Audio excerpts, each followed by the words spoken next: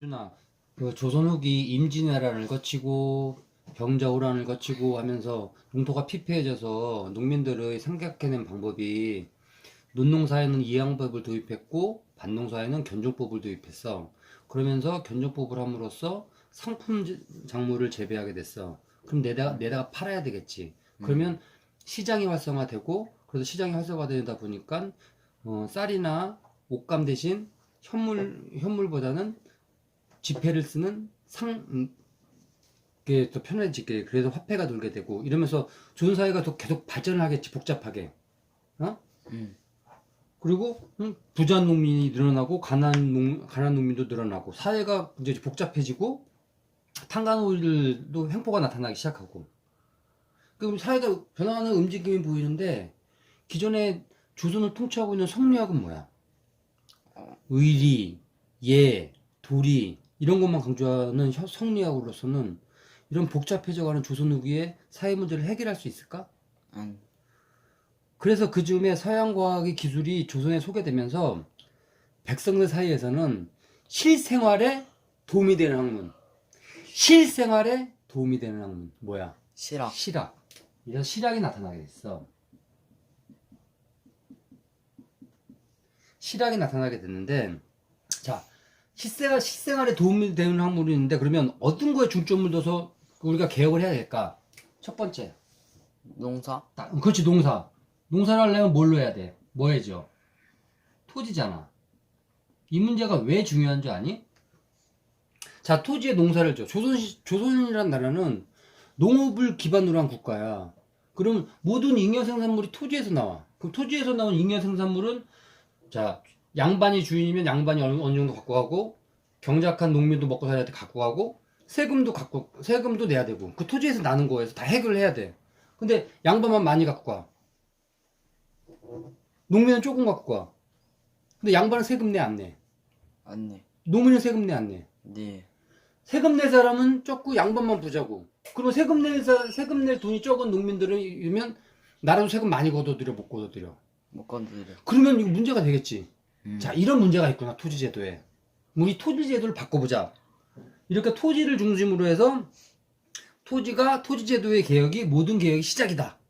이렇게 한 거를 중농학파라고 하는데, 중농학파.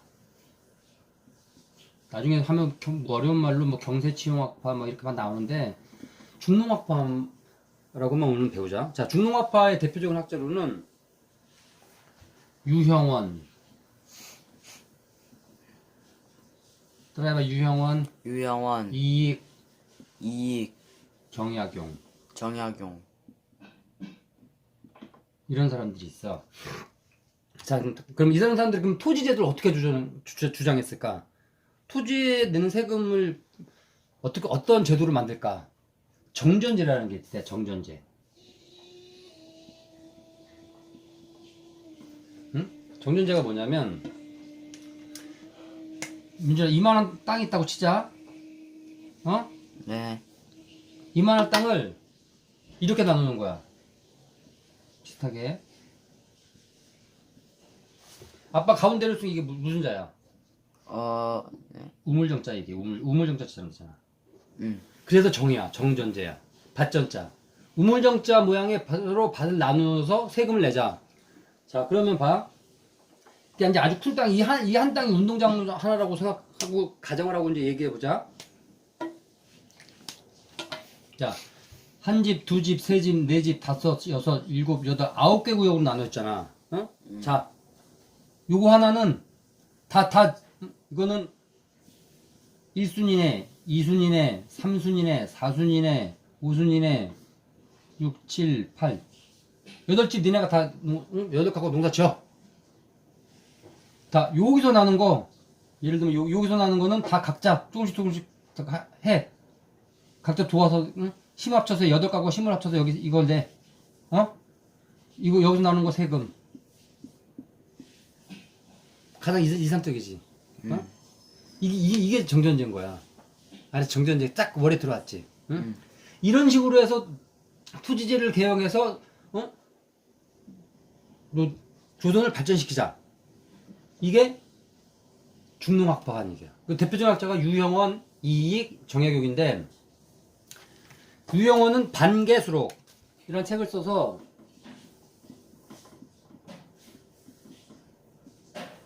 반개수록이라는 책을 썼어. 이게 반개가 유영원의 호래.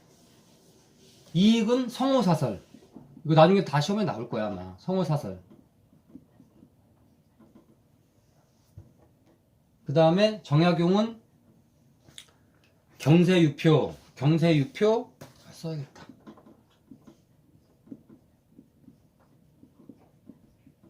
목민심서, 흠음심서. 다 보고 있지? 자, 정약용 쓴 거 1표. 아, 손이 지난다. 1표. 표자 하나잖아. 2서. 경세유표는 이 나라를 어떻게 끌고 가고 국가를 어떻게 운영해야 될까 이런 것들에 대한 정약용의 생각. 그 다음 목민심서. 목민이라는 건 뭐냐면 지방의 수령관이야. 지방의 수령관으로서 백성들을 어떻게 잘 보살필 수 있을까 그런 마음가짐을. 그리고 흠음심서는 만약에 잘못한 백성이 있으면 이 사람들한테 형벌을 어떻게 공평하게 줄까 이런 게 흠음심서래. 그 1표 2서 이게 정약용이 저서가 있어. 자, 그럼 중농학파를 했어. 자, 그럼 농업을 중심으로 해서 하자라는 중농학파를 했으면 또 뭐가 있을까? 아니다. 그, 상업이지, 상업. 상업. 상업을 중심으로 이게 중상학파. 아빠가 손가락 왜 이러지? 중상학파. 아니 다른 말로 북학파. 이게 대표적인 사람으로 박지원,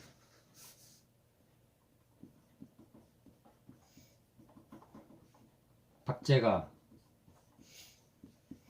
홍대용. 박지용은 그 사춘형. 박지원이 열하일기라는 걸 썼고, 그 당시 그 성리학적 대명분이 있었던 당시에는 대부분의 양반들은 어떻게 생각했는 줄 알아? 저 청나라 야만족이잖아. 결국 이렇게 생각했지. 그 야만족은 뭐야? 북벌의 대상이야. 병작을 한 이후 계속 북벌. 형식적으로만 진짜 북벌 할 능력도 안 되면서 북벌을 외쳤어. 근데 박지원은 중국을 한번 이렇게 기회 갔다 온 다음부터 중국은 배워야 된다. 중국한테 우리가 문물을 배워야 된다. 북벌이 아닌 북학. 북쪽 청나라를 공부해야 된다. 당시로서는 상당히 충격적인 의견이었대. 북벌이 아닌 북학. 그래서 박지원이라는 사람은 열하일기, 박제가 열하일기, 박제가 북학이. 이 홍대용이라는 사람은 이 당시에 우리나라 사람 처음으로 지구가 스스로 돌아. 지구는 동그래. 이제 이전까지는 지구는 네모랗고 주위에 하늘, 별들이 동그랗게 지구 주위를 있다고 생각했어. 근데 처음으로 지구가 둥글고 돌다. 지구가 돈다고 주장한 사람이에요. 그러니까 이 열하일기와 북학기를 통해서 이 사람들은 중국 청나라의 문물과 제도를 소개시켜주면서 우리도 이렇게 해서 발전을 하자. 이러한 사람들이었어. 근데 아빠가 중농학파 정약용에서 좀 빼먹은 게 있는데, 정약용이 그렇게 여러 가지 책도 쓰고 이렇게 책을 썼는데, 이 사람 업적 중에 하나는 실제 생활에 필요한 기구가 있으면 이 사람들은 생활을 만들어내려고 했어. 정약용은. 예를 들면 수원화성은 2년 8개월 만에 완성됐어. 되게 빨리 완성된 거거든. 옛날에 생각했던 것보다. 근데 이 사람이 개발한 기구 덕분에 빨리 만들 수 있어. 그 예로 거중기. 무거운 돌, 성을 쌓려면 무거운 돌을 옮겨가지고 성에 쌓아야 되잖아. 그걸 다 사람이 짊어졌었잖아. 몇 사람이 들어가지고. 근데 그거 들을 수 있는 거중기. 그 다음에 관련된 거 무거운 돌 드는 거 농로, 유령거. 그걸 만들었대. 근데 정약용은 이제 아쉽게 정약용은 남인 출신이야. 이 당시에 정권은 노론이 잡았지. 남인 출신에서 그 과거 급제에서 정조가 있을 때까지만 해도 정조가 정약용을 되게 아꼈어. 이거 훌륭하고 나라에 큰 일 될 거라면서 막 노론의 그 온갖 그 음해와 공격과 그거 다 막아줬어. 근데 정조가 죽고 나서 정약용은 천주학을 믿는다는 이유로 강진으로 유배 갔어. 40살에 유배 가서 48살에 왔고 그 이후로는 뭐 책만 짓다가 그냥 정치를 안 했대. 몇 분이야? 10분. 10분. 실학이 이런 것도 좀 있고 민준아. 실학에 또 실학에 무리가 있었어. 실학에서 조선시대에는 조선의 자연이나 지도, 국어 이런 거 연구하는 사람들도 있었대. 지도 연구한 사람 누구야? 지도. 김정호. 그렇지, 김정호. 대동요 지도. 자, 오늘 여기까지 끝.